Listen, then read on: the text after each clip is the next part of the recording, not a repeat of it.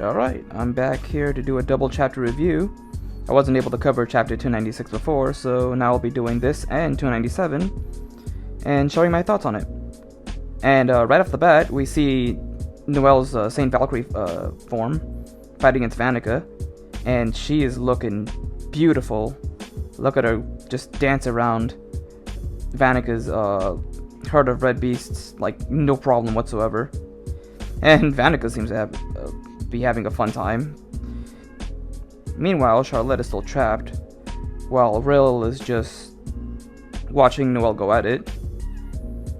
And Undyne is saying that, they can't waste too much time. And then Noelle, she's like, I'll end this in 30 seconds. What a gal. And then we just see her just fly around and just make heads and turns against Vanica. And then Vanica, like I said earlier, is just still having a fun time fighting against Noelle. And then we get an interesting flashback. We get to see Acer in her fight against Vanica. And we see that Vanica, as she is with Noelle right now, is having a fun time. Obviously not for Acer. But here's the part that interested me the most, right? So we see Vanica and she confronts Noelle and a baby Noelle. Which was interesting because I believe we were led to believe that she was cursed before her pregnancy, not after she had already given birth to Noelle. So that comes off as a bit of a surprise. But the more interesting thing to me is Noelle here, right?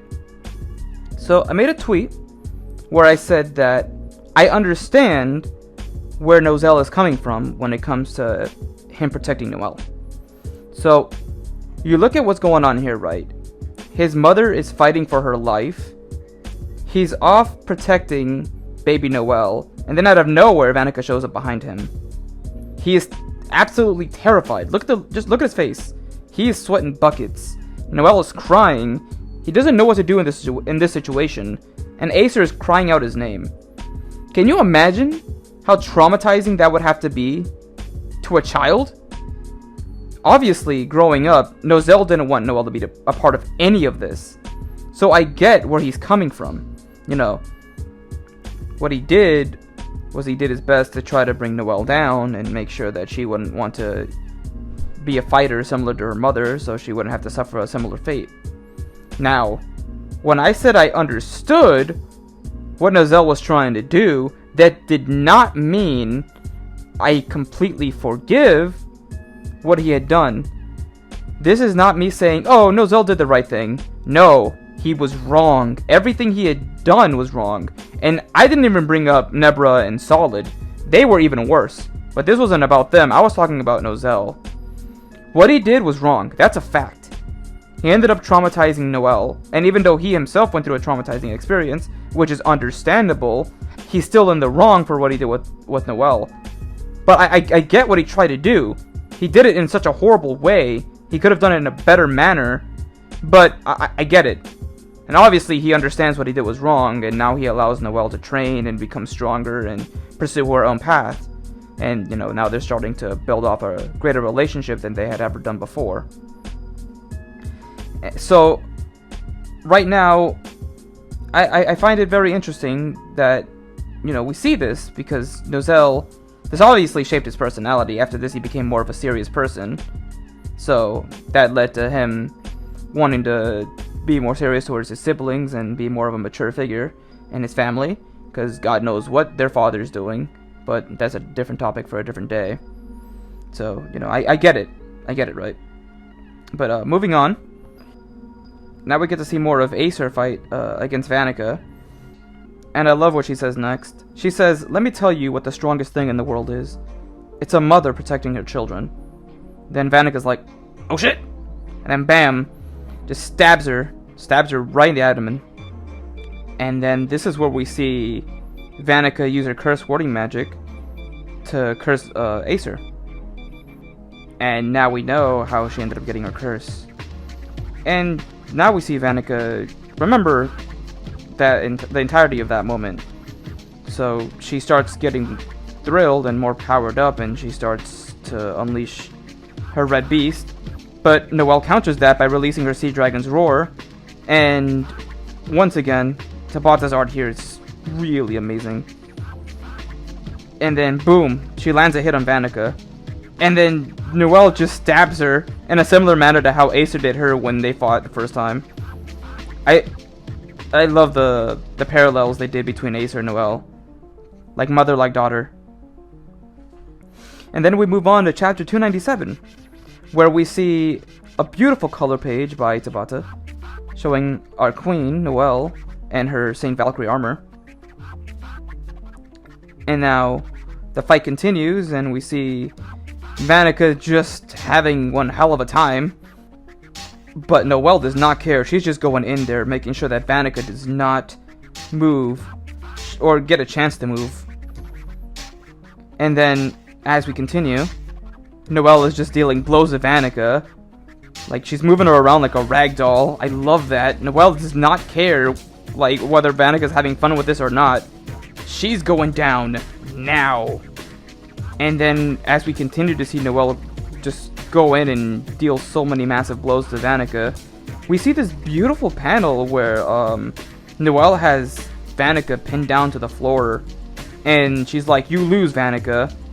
And before I continue, I know I love to appreciate Tabata's art, but there's something about this one that I love a lot.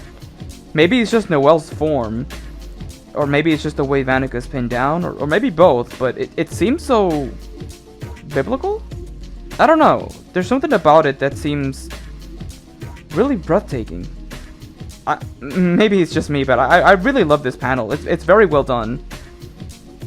Like, it gives me that vibe that, you know, you would see when you go to maybe as a portrait, maybe like in an art museum or something of that matter.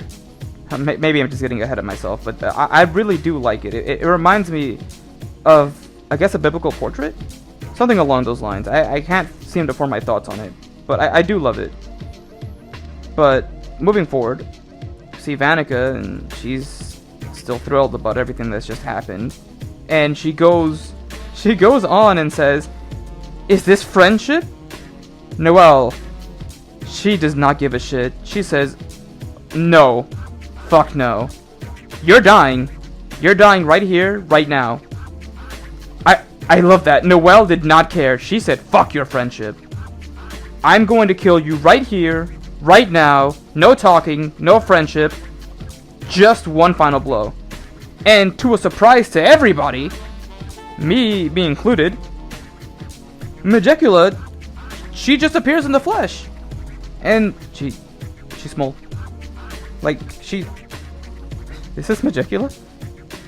This is the thing about the Bata, right? Every time he introduces a devil, he shows them in a huge, shadowy, ominous form. They look like they could cause terror within your soul by just appearing in the flesh. And then when you actually see the regular form, they're just tiny. Magicula is just this little petite girl. But still a frightening situation nonetheless. I mean, the appearances aside, it's deceiving, right? She looks adorable, but she's not to be messed with right now. So that means that the situation right now has been turned from grim to deadly within the span of a fight.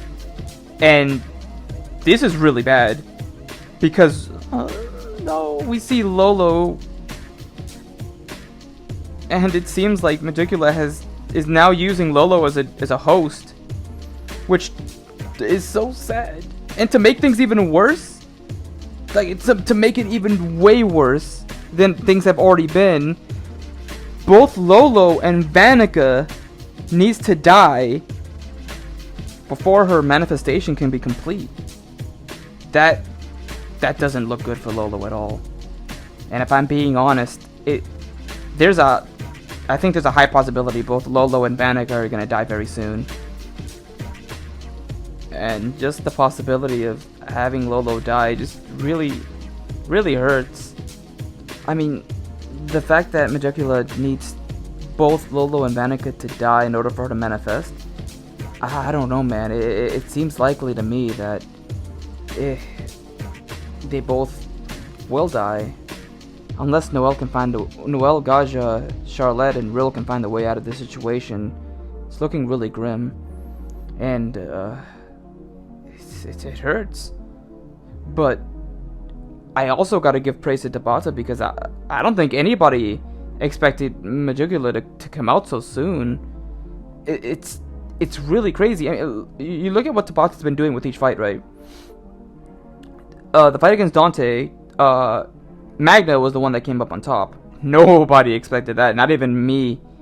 And I love Magna to death. That was a great fight, but that was completely unexpected. And now you're introducing Magicula so soon? Right after Noelle defeats Vanica? That just makes me wonder what's going to happen with Xenon's fight. Like, anything goes. I don't think we're going to be able to predict what's going to happen there. That's why I'm really excited to go back towards that fight. But, for now, for this fight, it's also very troublesome.